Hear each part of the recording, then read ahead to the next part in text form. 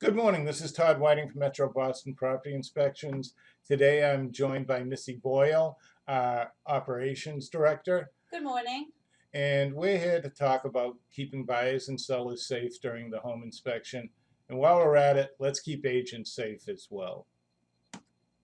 So the first question we would like to address, which I'm sure is on everybody's mind, is what we're going to do to protect everybody at the home inspection.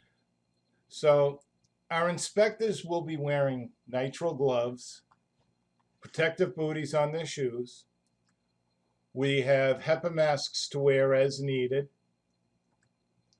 We'll have hand sanitizers with us, and we'll be washing our hands frequently. Now, what can buyers do to reduce the risk at the home inspection?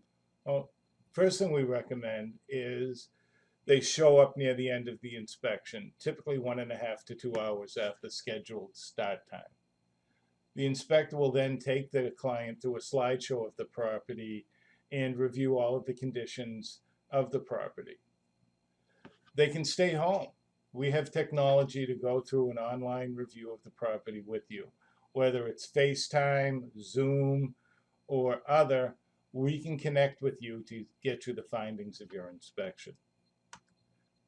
If you attend the inspection, let the inspector inspect each section. Give him some space. The inspector will go over his findings at set times during the course of the inspection. And finally, if you do not feel well, stay home. As we've talked about, we can go over the inspection with you online. What can I, as a homeowner, do to reduce the risk? The inspector will use all due caution during the inspection. However, it's not possible for the inspector to eliminate all the risk for the homeowner. So after the inspection is over, the homeowner should consider sanitizing surfaces, sanitizing the air, and when possible, open the windows to get an air exchange, bring some fresh air into the home.